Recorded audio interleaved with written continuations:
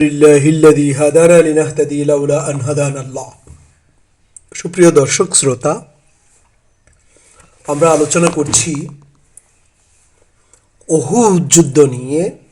আজ ইনশাআল্লাহ আমি আপনাদের সামনে উপস্থাপন করব উহুদ যুদ্ধে আবু সুফিয়ানের দম্ভ, বদরে আরেকটি যুদ্ধের অঙ্গীকার, মুশরিকদের গতিবিধি পর্যবেক্ষণ, শহীদ ও আহতদের দেখাশোনা সহ উহুদ যুদ্ধের আরও কিছু বিষয় নিয়ে ইনশাআল্লাহ আল্লাহ পাক রব্বুল আলামিনের নিকট তৌফিক কামনা করে শুরু করছি আজকের আলোচনা। আবু সুফিয়ানের দম্ভ। মুশরিকরা ফিরে যাওয়ার পূর্ণ প্রস্তুতি নিয়ে নেয়। আবু সুফিয়ান তখন উহুদ পাহাড়ের উপর উঠে উচ্চস্বরে জিজ্ঞাসা করল, তোমাদের মধ্যে মুহাম্মদ আছে কি? কেউ কোনো জবাব দিল না। সে আবার বলল, তোমাদের মধ্যে আবু কুহাফার পুত্র আবু বকর আছে? এবারও কেউ কোনো রকমের জবাব দেয়নি। সে পুনরায় জিজ্ঞাসা করল, তোমাদের মধ্যে কি ওমর ইবনুল খাত্তাব আছে? এবারও কেউ কোনো জবাব দেয়নি। নবী সাল্লাল্লাহু আলাইহি ওয়াসাল্লাম সাহাবায়ে কেরামদেরকে জবাব দিতে নিষেধ করছিলেন।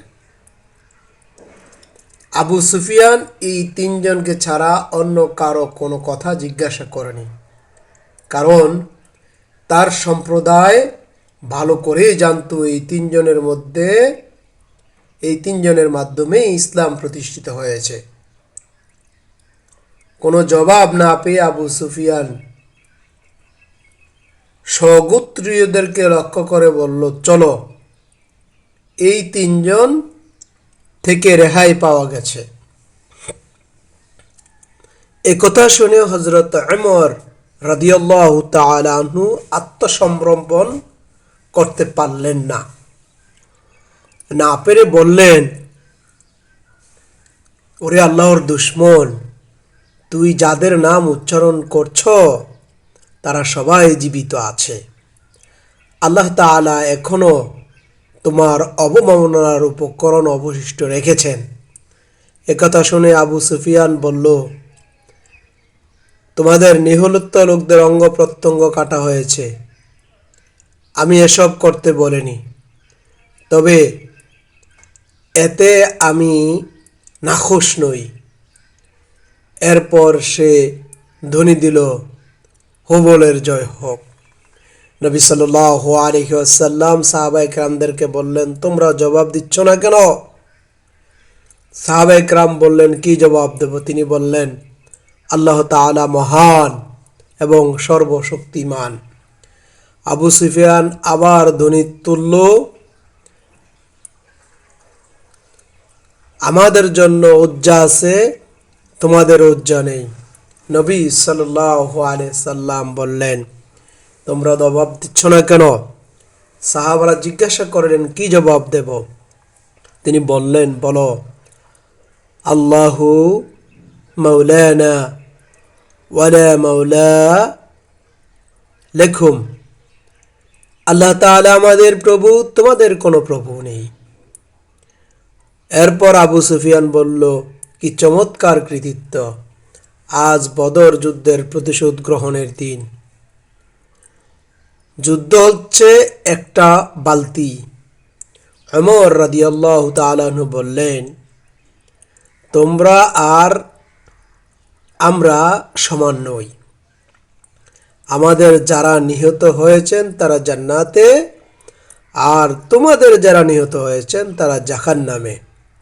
এরপর আবু সুফিয়ান বলল, ওহে ওমর, একটু কাছে আসো।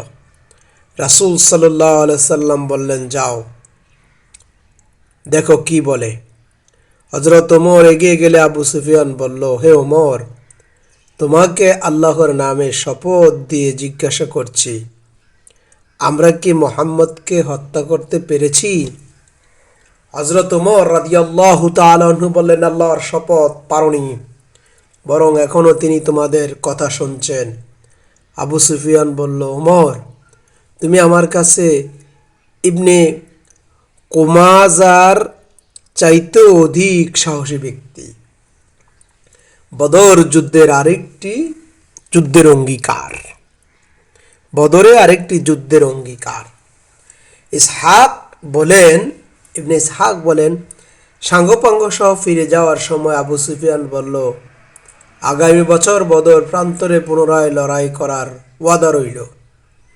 রাসূল সাল্লাল্লাহু আলাইহি ওয়াসাল্লাম একজন সাহাবীকে বললেন, বলে দাও, আচ্ছা ঠিক আছে, তোমাদের এবং আমাদের মধ্যে একথাই সিদ্ধান্ত থাকল।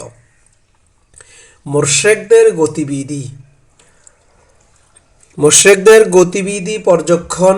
নবী সাল্লাল্লাহু আলাইহি ওয়াসাল্লাম এরপর হযরত আলী ইবনে আবি তালিব রাদিয়াল্লাহু তাআলা আনহুকে কাফেরদের পেছনে যাওয়ার নির্দেশ দিলে বললেন, ওদের পেছনে পেছনে দাও, দেখে ওরা কি করছে এবং ওদের পরবর্তী ইচ্ছা বা কি। যদি ওরা ঘোড়ার পাশে রেখে উটের পিঠে সওয়ার হয় তবে বুঝতে হবে ওরা মক্কার দিকে যাচ্ছে, আর যদি ঘোড়ার পিঠে সওয়ার হয়ে উট হাঁকিয়ে নিয়ে যায় তবে বুঝতে হবে ওরা মদিনায় সংকল্প করছে। এরপর বললেন, সেই সত্তার শপথ যার হাতে আমার প্রাণ, ওরা যদি মদিনার পথে রওনা দিয়েই থাকে তবে মদিনায় গিয়ে ওদের সাথে মোকাবেলা করব। হযরত আলী রাদিয়াল্লাহু তাআলা আনহু বললেন, এরপর আমি কাফেরদের অনুসরণ করে লক্ষ্য করলাম ওরা ঘোড়ার পাশে রেখে উটের উপরে সওয়ার হয়ে মক্কায় ফিরে যাচ্ছে। শহীদ ও আহতদের দেখাশোনা। কুরাইশদের চলে যাওয়ার পর মুসলমান শুহাদাইগণ, শহীদগণ ও আহতদের খোঁজ খবর নিতে শুরু করেন মুসলমানগণ। হযরত যায়েদ ইবনে সাবিত রাদিয়াল্লাহু তাআলা আনহু বলেন, উহুদের দিন রাসূল সাল্লাল্লাহু আলাইহি সাল্লাম আমাকে সাদ ইবনে রবি রাদিয়াল্লাহু তাআলা আনহুর খোঁজ নিতে পাঠান।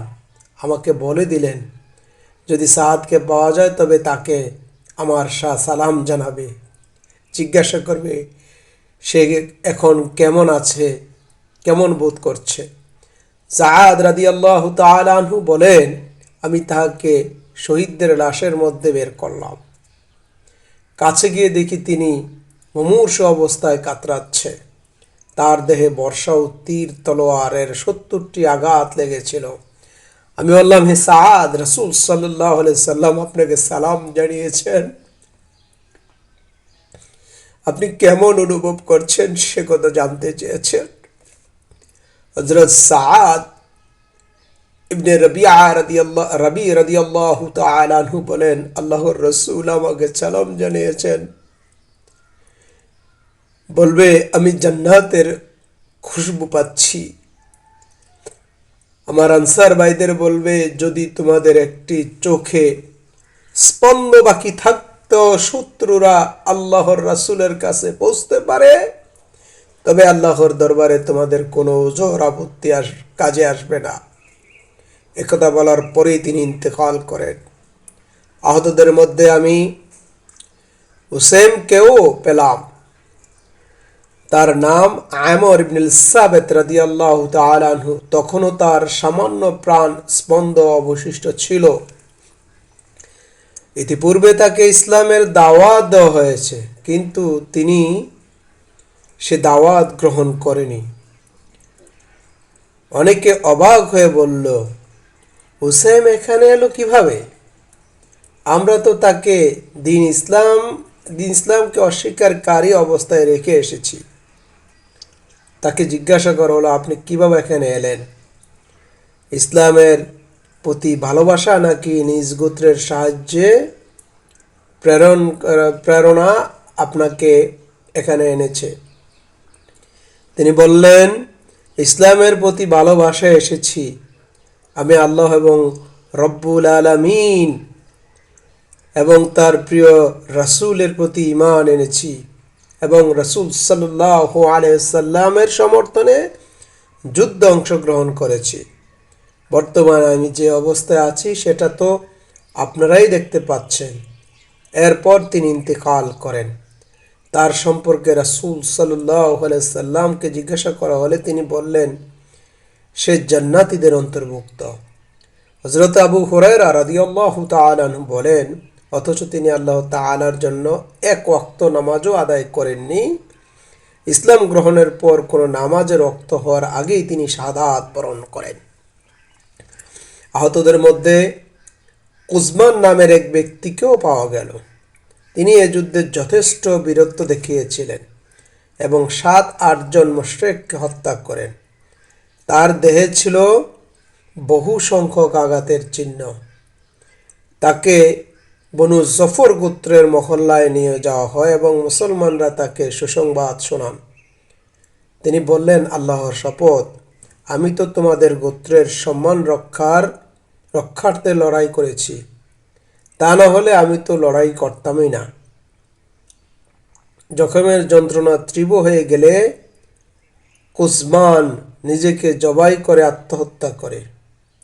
রাসূল সাল্লাল্লাহু আলাইহি সাল্লামের কাছে উসমানের কথা আলোচনা করা হলে তিনি বলতেন, সে তো জাহান্নামী। এই ঘটনায় রাসূল সাল্লাল্লাহু আলাইহি সাল্লাম একটি ভবিষ্যৎবাণীও সত্য প্রমাণিত হয়েছে। আল্লাহর কালিমা বুলন্দ করার উদ্দেশ্য ছাড়া দেশের জন্য বা অন্য কোনো উদ্দেশ্যে যারা যুদ্ধ করে তাদের সকলের পরিণাম উসমানের মতনই হবে। যদি তারা ইসলামের পতাকা তোলে রাসূল সাল্লাল্লাহু আলাইহি সাল্লাম বা সাহাবায়ে কেরামদের সঙ্গী হয়ে যুদ্ধ করে, যদিও তারা সাহাবায়ে কেরামদের সাথে যুদ্ধ করে, তবুও তাদের এই পরিণামের সম্মুখীন হতে হবে। উল্লেখিত ঘটনায় একেবারে বিপরীত নিহত বনু সালাবা গোত্রের এক ইহুদি ছিল। যখন যুদ্ধের বদলা চলছে তখন সে সমগোত্রীয়দেরকে বলল, আল্লাহর শপথ, তোমরা তো জানো মুহাম্মদকে সাহায্য করা আমাদের ফরজ কর্তব্য। ইহুদিরা বলল, আজ শনিবার। সে বলল, তোমাদের জন্য কোনো শনিবার নেই। এরপর সে তলোয়ার এবং অন্যান্য প্রয়োজনীয় সরঞ্জাম নিয়ে যুদ্ধক্ষেত্রে রওনা হয়। রওনা হওয়ার সময় সে বলল, আমি যুদ্ধে নিহত হই, তবে আমার অর্থ সম্পদের মালিকানা মুহাম্মদ সাল্লাল্লাহু আলাইহি সাল্লামের। তিনি যা চাইবেন তাই করবেন। এরপর সে যুদ্ধক্ষেত্রে মুসলমানদের পক্ষে যুদ্ধ করতে করতে মারা যায়। রাসূলুল্লাহ সাল্লাল্লাহু আলাইহি সাল্লাম সব কথা শুনে বলেন, মুখাইরিক একজন ভালো ইহুদি ছিল। এ সময় রাসূল সাল্লাল্লাহু আলাইহি সাল্লাম নিজ শহীদদের লাশ পরিদর্শন করে বললেন, আমি এদের জন্য সাক্ষী থাকব। প্রকৃতপক্ষে যে ব্যক্তি আল্লাহ তাআলার পথে আহত হয়, আল্লাহ তাআলা তাকে কিয়ামতের দিন এই অবস্থায় উঠাবেন যখন তার ক্ষতস্থান থেকে রক্ত ঝরছে। সেই রক্ত রং তো রক্তের মতোই হবে, কিন্তু তা থেকে কস্তুরীর সুবাস নির্গত হবে। কয়েকজন সাহাবী নিজেদের শহীদদের লাশ মদিনায় স্থানান্তর করলেন। রাসূল সাল্লাল্লাহু আলাইহি সাল্লাম একথা জানার পর তাদের লাশ ফিরিয়ে এনে শাহাদাত বরণের জায়গাতেই দাফন করার নির্দেশ দেন। তিনি বলেন, শহীদদের অস্ত্র, চামড়ার পোশাক খুলে নিয়ে বিনা গোসলে যে অবস্থায় আছে সেই অবস্থায় দাফন করো। তিনি 2-3 জন সাহাবীর লাশ একই কবরে এবং 2 জনকে একই কাফনে জড়িয়ে কাফন করার নির্দেশ দেন। 2 জন সাহাবী একই কাফনে জড়ানোর পর রাসূল সাল্লাল্লাহু আলাইহি সাল্লাম জিজ্ঞাসা করতেন, এই 2 জনের মধ্যে কোরআনে কারীম কার বেশি মুখস্থ ছিল? সাহাবীরা যার প্রতি ইশারা করতেন তাকে কবরের উপরের দিকে রাখতেন এবং বলতেন, এ সময় তিনি বলতেন, আমি কিয়ামতের দিন এদের সম্পর্কে সাক্ষী দেব। হযরত আব্দুল্লাহ ইবনে আমর ইবনে হারাম রাদিয়াল্লাহু তাআলা আনহু, আমর ইবনে জামুহ রাদিয়াল্লাহু তাআলা আনহুকে একই কবরে দাফন করা হয়, কেননা তাদের 2 জনের মধ্যে ঘনিষ্ঠ বন্ধুত্ব ছিল। হযরত হানজালা রাদিয়াল্লাহু তাআলা আনহুর লাশ খুঁজে পাওয়া যাচ্ছিল না। সন্ধান করার পরে এক জায়গায় এমন অবস্থায় পাওয়া গেল যখন তার লাশ থেকে পানি ঝরছিল। এবং মাটির উপর ছিল। রাসূল সাল্লাল্লাহু আলাইহি সাল্লাম সাহাবীদের বললেন, ফেরেশতারা তাকে গোসল করাচ্ছেন। এরপর বললেন, তার স্ত্রীকে জিজ্ঞাসা করো ব্যাপার কি। জিজ্ঞাসা করা হলে তিনি ঘটনা বললেন। সে থেকে হযরত হানজালা রাদিয়াল্লাহু তাআলা আনহুর নাম হলো গাসসিলুল মালাইকা, অর্থাৎ এমন ব্যক্তি যাকে ফেরেশতারা গোসল করে দিয়েছেন। রাসূলুল্লাহ সাল্লাল্লাহু আলাইহি ওয়াসাল্লাম তার চাচা হামজার অবস্থা দেখে খুবই বিমর্ষ হয়ে পড়েন। তার ফুফু হযরত সাফিয়া রাদিয়াল্লাহু তাআলা আনহু এলেন। তিনি হামজা রাদিয়াল্লাহু তাআলা আনহুকে দেখতে চাচ্ছিলেন, কিন্তু রাসূলুল্লাহ সাল্লাল্লাহু আলাইহি ওয়াসাল্লাম হযরত সাফিয়ার পুত্র হযরত জুবাইর রাদিয়াল্লাহু তাআলা আনহুকে বললেন, তাকে ফিরিয়ে নিয়ে যাও, তিনি যেন তার ভাইয়ের অবস্থা দেখতে না পান। কিন্তু হযরত সাফিয়া বলতেন, তা কেন? আমি জানি আমার ভাইয়ের অঙ্গ প্রত্যঙ্গ কেটে ফেলা হয়েছে। হযরত হামজা রাদিয়াল্লাহু তাআলা আনহু আল্লাহর পথেই ছিলেন, কাজে যা কিছু হয়েছে আমি তা মেনে নিয়েছি। ইনশাআল্লাহ আমি সওয়াবের আশায় সবর করব। এরপর তিনি হযরত কাছে গেলেন, হামজা রাদিয়াল্লাহু তাআলা আনহুর কাছে গেলেন, দেখলেন এবং ইন্না লিল্লাহি ওয়া ইন্না ইলাইহি রাজিউন পড়লেন। তার জন্য দোয়া করলেন এবং মাগফিরাত কামনা করলেন। এরপর রাসূল সাল্লাল্লাহু আলাইহি সাল্লাম আদেশ দিলেন, হযরত হামজা রাদিয়াল্লাহু তাআলা আনহুকে আব্দুল্লাহ ইবনে জাহাশের সাথে দাফন করো। তিনি হযরত হামজা রাদিয়াল্লাহু তাআলা আনহুর ভাগিনা এবং দুধভাই ছিলেন। হযরত আব্দুল্লাহ ইবনে মাসউদ রাদিয়াল্লাহু তাআলা আনহু বর্ণনা করেন, রাসূল সাল্লাল্লাহু আলাইহি ওয়াসাল্লাম হযরত হামজা রাদিয়াল্লাহু তাআলা আনহুর জন্য যেভাবে কেঁদেছিলেন, তাকে অন্য কোনো সময় এভাবে কাঁদতে দেখা যায়নি। তিনি হযরত হামজা রাদিয়াল্লাহু তাআলা আনহুকে কেবল তার দিকেই রাখেন। এরপর তিনি জানাজার পাশে দাঁড়িয়ে এমনভাবে কাঁদলেন যাতে আমরা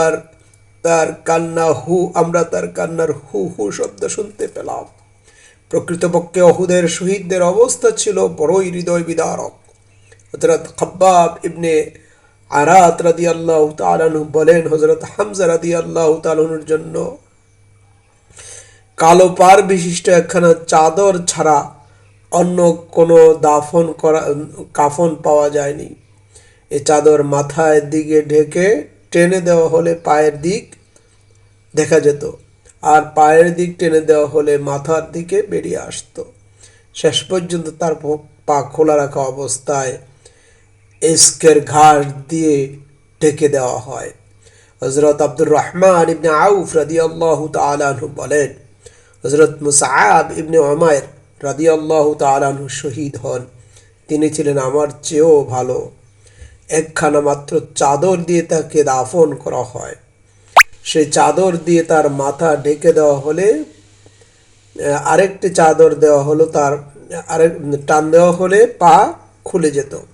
হযরত খাব্বাব রাদিয়াল্লাহু তাআলা আনহু তার কাফনের এরূপ অবস্থার কথা বর্ণনা করেছেন, তবে একটু বেশি বলেছেন। তার এই অবস্থা দেখে রাসূল সাল্লাল্লাহু আলাইহি সাল্লাম বলেন, চাদর দিয়ে মাথা ঢেকে পায়ের উপর ইজখের ঘাস চাপিয়ে দাও।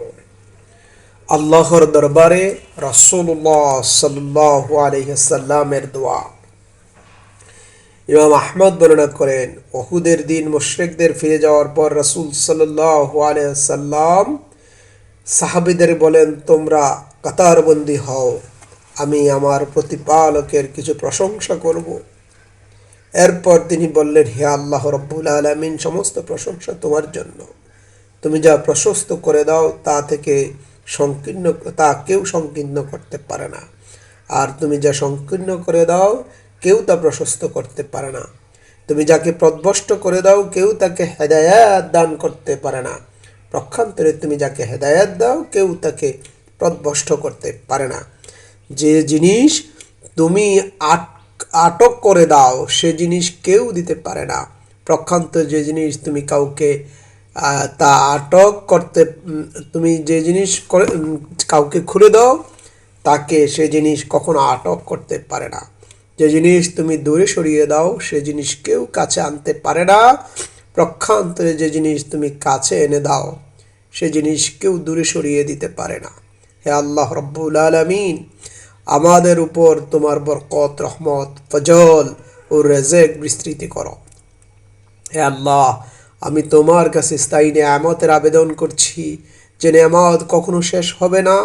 হে আল্লাহ, আমি তোমার কাছে দারিদ্রতার দিনে সাহায্য ও ভয়ের দিনে নিরাপত্তার আহ্বান জানাচ্ছি।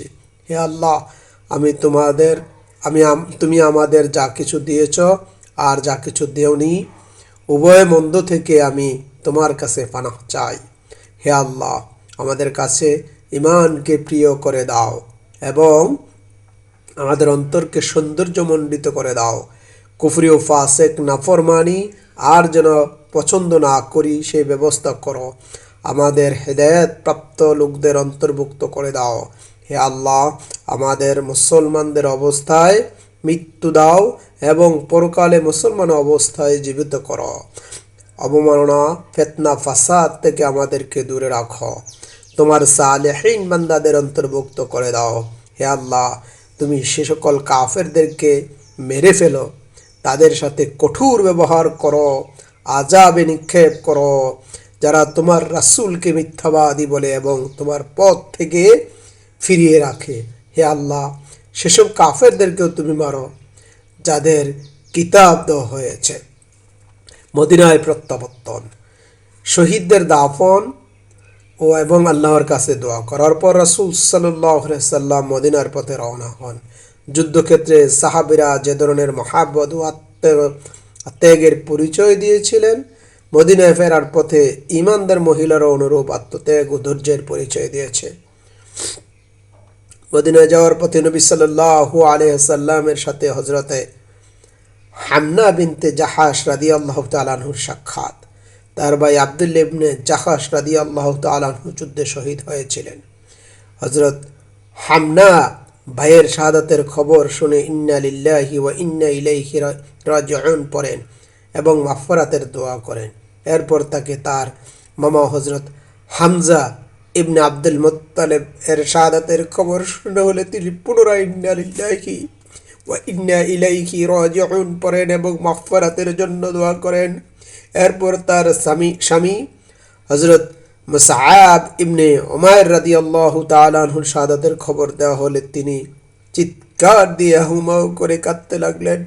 রাসূল সাল্লাল্লাহু আলাইহি সাল্লাম বললেন, নারীর স্বামী তার কাছে বিশেষ মর্যাদার অধিকারী।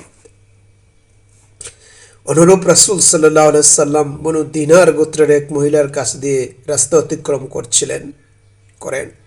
তার স্বামী, ভাই, পিতা শহীদ হয়েছিল।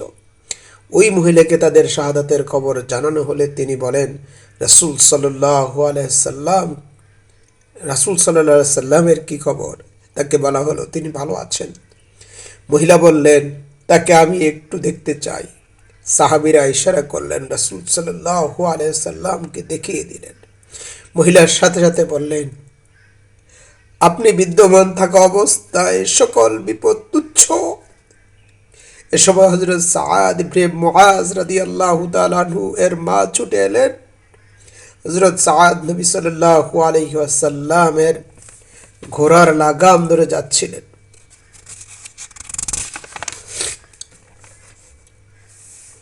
তিনি বললেন, হে আল্লাহর রাসূল, এ হচ্ছেন আমার মা। রাসূল সাল্লাল্লাহু আলাইহি সাল্লাম বললেন, তাকে মারহাবা।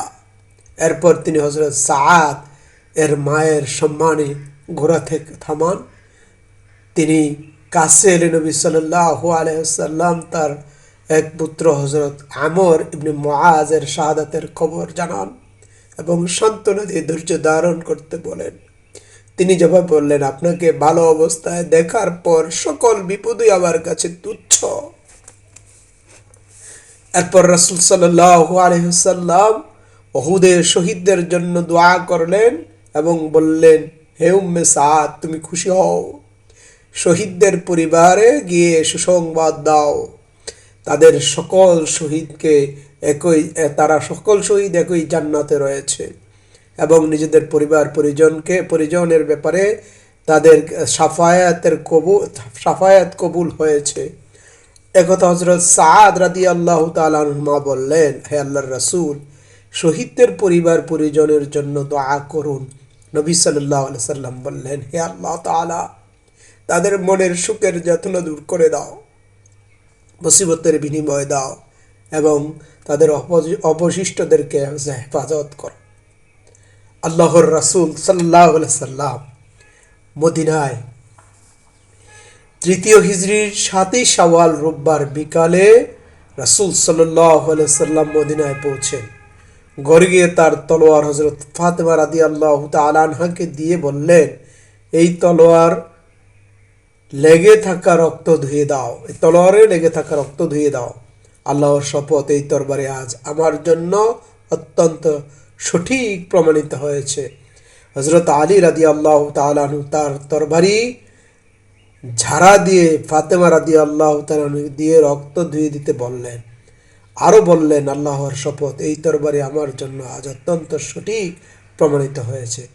এতে রাসূল সাল্লাল্লাহু আলাইহি সাল্লাম বললেন, যদিও তুমি যুদ্ধে বীরত্ব দেখিয়েছ, তবে মনে রেখো সুহাইল ইবনে হুনাইফ এবং আবু দুজানা বীরত্বের সাথে যুদ্ধ করেছে। উহুদ যুদ্ধে 70 জন মুসলমান শহীদ হয়।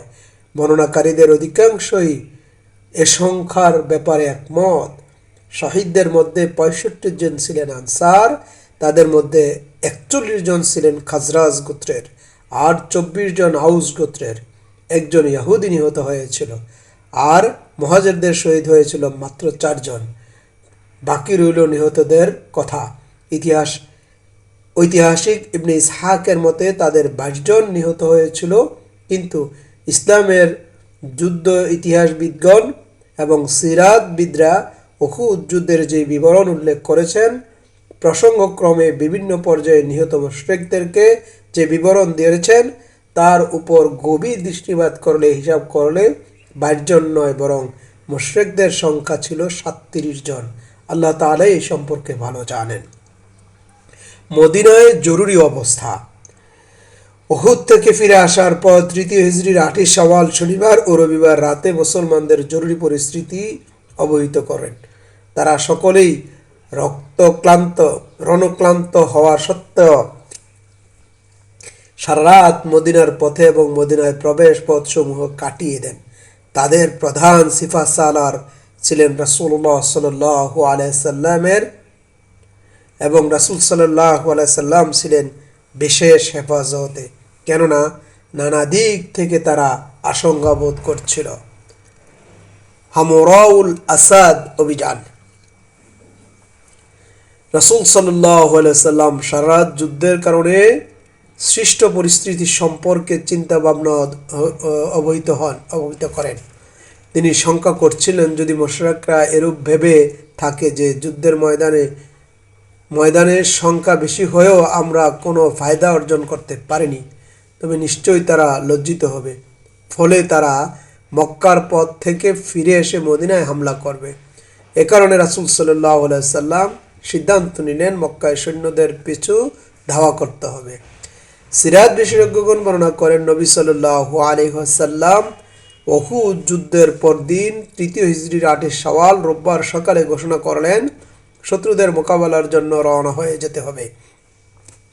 উহুদ যুদ্ধে যারা শরীক হয়েছিল তারা শুধু আমাদের সাথেই যেতে পারবে।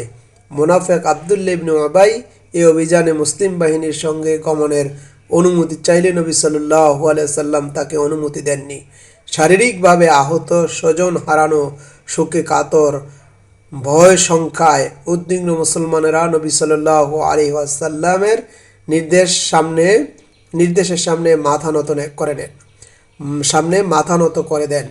হযরত জাবের ইবনে আব্দুল্লাহ রাদিয়াল্লাহু তাআলা আনহু উহুদ যুদ্ধে হাজির হতে পারেননি। তিনি অনুমতি চেয়ে বললেন, হে আল্লাহর রাসূল, আমি সকল যুদ্ধে আপনার সঙ্গে থাকতে আগ্রহী। উহুদ যুদ্ধে আমার পিতা আমাকে আমার বোনদের দেখাশোনার জন্য রেখে গিয়েছিলেন, এ কারণে আমি যুদ্ধে যেতে পারিনি। তাই এবার আমাকে আপনার সাথে গমনের অনুমতি দিন। নবী সাল্লাল্লাহু আলাইহি সাল্লাম তাকে অনুমতি দেন। কর্মসূচি অনুযায়ী নবী সাল্লাল্লাহু আলাইহি ওয়াসাল্লাম মুসলমানদের সঙ্গে নিয়ে রওনা হন এবং মদিনা থেকে 8 মাইল দূরে হামরাউল আসাদ নামক স্থানে পৌঁছে শিবির স্থাপন করেন। মুসলিম বাহিনী হামরাউল আসাদে অবস্থানকালে মাবাদ ইবনে আবু মাবাদ খুজাই রাসূল সাল্লাল্লাহু আলাইহি সাল্লামের কাছে হাজির হয়ে ইসলাম গ্রহণ করেন। মতান্তরে তিনি শিরকের উপরেই ছিলেন, কিন্তু রাসূল সাল্লাল্লাহু আলাইহি সাল্লাম কল্যাণ কামনা করতেন। খুজাআ এবং বনু হাশেম গোত্রের মধ্যে মৈত্রী ও সহায়তা চুক্তি বিদ্যমান ছিল। এই চুক্তির কারণে তিনি নবী সাল্লাল্লাহু আলাইহি সাল্লামের হিতকামী ছিলেন। তিনি রাসূল সাল্লাল্লাহু আলাইহি সাল্লামকে বললেন, আপনি এবং আপনার সঙ্গীরা যুদ্ধ ময়দানে কষ্টের সম্মুখীন হয়েছেন। আল্লাহর কসম, এতে আমরা খুবই মর্মাহত হয়েছি। আমরা মনে প্রাণে কামনা করছিলাম আল্লাহ তাআলা আপনাকে সুস্থ ও নিরাপদ রাখুন। সেই ধরনের সমবেদনা প্রকাশ করলে রাসূল সাল্লাল্লাহু আলাইহি সাল্লাম মাবাদকে বললেন, আবু সুফিয়ানের কাছে গিয়ে তার উদ্যম নষ্ট করে তাকে নিরুৎসাহিত করো।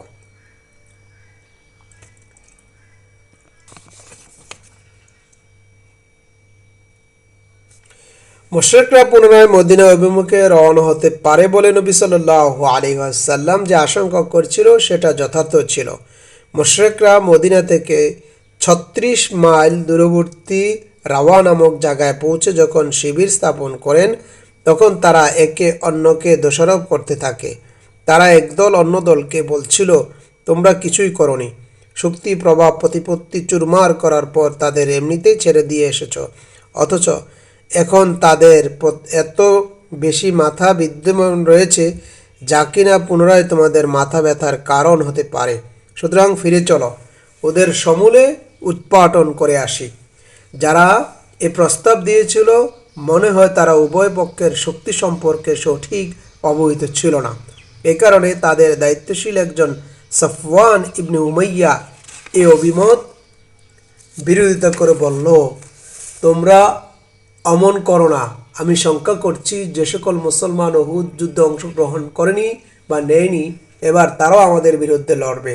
কাজে আমরা জয়লাভ করেছি, এরূপ আত্মপ্রসাদ দিয়ে মক্কায় ফিরে চলো। অন্যথায় পুনরায় মদিনার উপর হামলা করলে তোমরা বিপদে জড়িয়ে পড়বে। কিন্তু অধিকাংশ এমত গ্রহণ করল না। তারা মদিনার উপর হামলার সিদ্ধান্তে অটল থাকে। তারা মদিনা অভিমুখে রওনা হবার আগেই মাবাদ ইবনে মাবাদ খুজাই সেখানে পৌঁছেন। আবু সুফিয়ান তখনও জানত না মাবাদ ইসলামের শিশুতল ছায়াতলে আশ্রয় নিয়েছে। সে জিজ্ঞাসা করল, মাবাদ, পেছনের খবর কি? মাবাদ কৌশলের মাধ্যমে বললেন, মুহাম্মদ সাল্লাল্লাহু আলাইহি ওয়াসাল্লাম তার সঙ্গীদের নিয়ে তোমাদের পিছু ধাওয়া করতে বেরিয়ে পড়েছে। তারা সংখ্যায় এত বেশি, এত বড় সৈন্যদল এর আগে আমি কখনো দেখিনি। সবাই তোমাদের বিরুদ্ধে ক্রোধে জ্বলছে। উহুদের যুদ্ধে যারা যোগদান করেনি, এবার তারাও বেরিয়ে এসেছে। তারা যুদ্ধে যা কিছু হয়েছিল সেজন্য লজ্জিত। বর্তমানে তোমাদের বিরুদ্ধে তারা এমন ক্ষুব্ধ হয়ে উঠেছে যে ক্রোধের উদাহরণ আমি ইতিপূর্বে আর দেখিনি। আবু সুফিয়ান বলল, আরে ভাই, তুমি এসব কি বলছো? মাবাদ বললেন, হ্যাঁ, আল্লাহর কসম, আমি সত্যই বলছি। আমার ধারণা তোমরা এখান থেকে চলে যাওয়ার আগেই ঘোড়সওয়ার দল দেখতে পাবে, অথবা মুসলিম সৈন্যদের অগ্রবর্তী দল এই টিলার পেছন থেকে বেরিয়ে আসবে। আবু সুফিয়ান বলল, আল্লাহর শপথ, আমরা শপথ নিয়েছি ওদের উপর পাল্টা হামলা করে নির্মূল করে দেব। মাবাদ বললেন, অমন করো না, আমি তোমাদের ভালোর জন্য বলছি। এসব কথা শুনে কাফেরদের মনোবল ভেঙে গিয়ে তাদের উপর ভীত ত্রাস হয়ে চেয়ে যায়। তারা মক্কায় ফিরে যাওয়াকেই কল্যাণকর মনে করে। তবে আবু সুফিয়ান মুসলিম বাহিনীকে তাদের পিছু ধাওয়া থেকে বিরত রাখতে এবং পুনরায় সশস্ত্র সংঘর্ষ এড়ানোর জন্য একটা কৌশল অবলম্বন করে। তা হলো মদিনার পথে চলমান বনু আবদে কায়েস এক কাফেলায় লোকদেরকে আবু সুফিয়ান বলল, তোমরা কি মুহাম্মদের কাছে আমার একটি পয়গাম পৌঁছে দিতে পারবে? যদি পারো পৌঁছে দাও, তবে আমি কথা দিচ্ছি তোমরা মক্কা এলে ওকাজের বাজারে তোমাদের এত বেশি কিসমিস দেব যতটুকু উটনি বহন করে নিতে পারো। বনু আব্দে কায়েসের লোকেরা আবু সুফিয়ানের অনুরোধ রক্ষা করতে রাজি হয়। আবু সুফিয়ান বলল, তোমরা মুহাম্মদকে বলবে আমরা তাকে এবং তার সঙ্গীদের নির্মূল করার উদ্দেশ্যে পাল্টা হামলা চালানোর সিদ্ধান্ত গ্রহণ করেছি। এরপর এই কাফেলা হামরাউল আসাদ নামক স্থানের জায়গা অতিক্রম করার সময় নবী সাল্লাল্লাহু আলাইহি সাল্লাম এবং মুসলমানদের কাছে আবু সুফিয়ানের বার্তা পৌঁছে দেয়। সাথে সাথে এও বলে তারা আপনার বিরুদ্ধে সমবেত হয়েছে, কাজেই তাদের ভয় করুন। কাফেলার লোকদের কাছে এই খবর পেয়ে মুসলমানদের ঈমান আরও চাঙ্গা হয়ে ওঠে। তারা বলল, আল্লাহ তাআলাই আমাদের জন্য যথেষ্ট, তিনি উত্তম কর্মসম্পাদনকারী। ইমানি শক্তির কারণে মুসলমানরা আল্লাহ তাআলার নেয়ামত ও অনুগ্রহের সাথে মদিনার পথে রওনা হয়। কোনো প্রকার অকল্যাণকর তাদের স্পর্শ করতে পারেনি। তারা আল্লাহ রাব্বুল আলামিনেরও রেজামন্দি অনুসরণ করেছিলেন। নিশ্চয়ই আল্লাহ তাআলার অপরিসীম অনুগ্রহর করুণার অধিকারী। রাসূল সাল্লাল্লাহু আলাইহি ওয়াসাল্লাম রোববার দিন হামরাউল আসাদ গমন করেন এবং 3 হিজরি 9-10 এবং 11 শাওয়াল সোম, মঙ্গল এবং বুধবার পর্যন্ত সেখানে অবস্থান করেন। এরপর তিনি মদিনায় ফিরে আসেন। মদিনায় ফিরে আসার আগেই আবু ইজ্জা জুমহি তাকে তার নিয়ন্ত্রণে আসে। এই লোকটি বদর যুদ্ধে মুসলমানদের হাতে বন্দী হয়েছিল, কিন্তু দারিদ্র কন্যা সন্তানদের সংখ্যাধিক্য থাকায় তাকে মুক্তিপণ ছাড়াই ছেড়ে দেওয়া হয়। তবে সে অঙ্গীকার করছিল রাসূল সাল্লাল্লাহু আলাইহি সাল্লামের বিরুদ্ধে কাউকে সাহায্য করবে না, কিন্তু সে কথা রাখেনি। কবিতার মাধ্যমে সে আল্লাহর রাসূল সাল্লাল্লাহু আলাইহি সাল্লাম ও সাহাবায়ে কেরামদের বিরুদ্ধে সাধারণ লোকদের উদ্দীপ্ত করতে থাকে। ইতিপূর্বে এই প্রসঙ্গে আলোকপাত করা হয়েছে। এরপর মুসলমানদের বিরুদ্ধে উহুদ যুদ্ধে অংশগ্রহণে এই লোকটি গ্রেফতার করে রাসূল সাল্লাল্লাহু আলাইহি সাল্লামের সামনে হাজির করা হলে সে বলল, মুহাম্মদ, আমার ভুল ক্ষমা করে দাও, আমার উপর দয়া করো, আমার কন্যা সন্তানদের কথা ভেবে আমাকে ছেড়ে দাও। আমি প্রতিজ্ঞা করছি ভবিষ্যতে এই ধরনের কাজ আর করব না। রাসূল সাল্লাল্লাহু আলাইহি সাল্লাম বললেন, এখন আর এটা হতে পারে না। তুমি মক্কায় গিয়ে মুখমণ্ডলে হাত বুলাতে বুলাতে বলবে, মুহাম্মদকে আমি দ্বিতীয়বার ধোঁকা দিয়েছি। মোমেন এক গর্ত থেকে দুবার শঙ্কিত হয় না। এরপর রাসূল সাল্লাল্লাহু আলাইহি সাল্লাম হযরত জুবাইর মতান্তরে আসিম ইবনে সাবিতকে নির্দেশ দিলে এই বিমানের মাথা থেকে দেহ বিচ্ছিন্ন করে ফেলা। এমন করে মক্কার অন্য একজন গুপ্তচর নিহত হয়। তার নাম মুআবিয়া ইবনে মুগীরা ইবনে আবুল আস। সে আব্দুল মালিক ইবনে মারওয়ানের নানা। উহুদ যুদ্ধের দিন মুশরিকদের ফিরে যাওয়ার পর এই লোকটি মদিনায় তার চাচাতো ভাই হযরত উসমান রাদিয়াল্লাহু তাআলা আনহুর সাথে দেখা করতে আসে। হযরত উসমান রাদিয়াল্লাহু তাআলা আনহু রাসূল সাল্লাল্লাহু আলাইহি সাল্লামের কাছে তার নিরাপত্তার আবেদন জানান। তিনি এই শর্তে তাকে নিরাপত্তা দেন যে সর্বোচ্চ 3 দিন মদিনায় থাকতে পারবে। এরপর যদি তাকে মদিনায় দেখা যায় তবে তাকে হত্যা করা হবে। কিন্তু হামরাউল আসাদ অভিযানে গমনের কারণে মদিনায় মুসলিম বাহিনী শূন্য হয়ে গেলে সেই কুরাইশদের গুপ্তচর বৃত্তির জন্য 3 দিনের পরও মদিনায় থেকে যায়। মুসলিম সৈন্যরা ফিরে আসার পর সে পালানোর চেষ্টা করে। রাসূল সাল্লাল্লাহু আলাইহি সাল্লাম হযরত যায়েদ ইবনে হারেসা এবং হযরত আম্মার ইবনে ইয়াসারকে নির্দেশ দেন, উভয় সাহাবী তাকে তাড়া করে হত্যা করেন। হামরাউল আসাদ অভিযানে আলোচনা যদিও স্বতন্ত্র নামে করা হয়, বরং তা উহুদ যুদ্ধেরই একটি অংশ পরিলক্ষিত ছিল। সুপ্রিয় দর্শক শ্রোতা, এতক্ষণ পর্যন্ত আমরা উহুদ যুদ্ধের বিভিন্ন বিষয় নিয়ে আলোচনা করেছিলাম।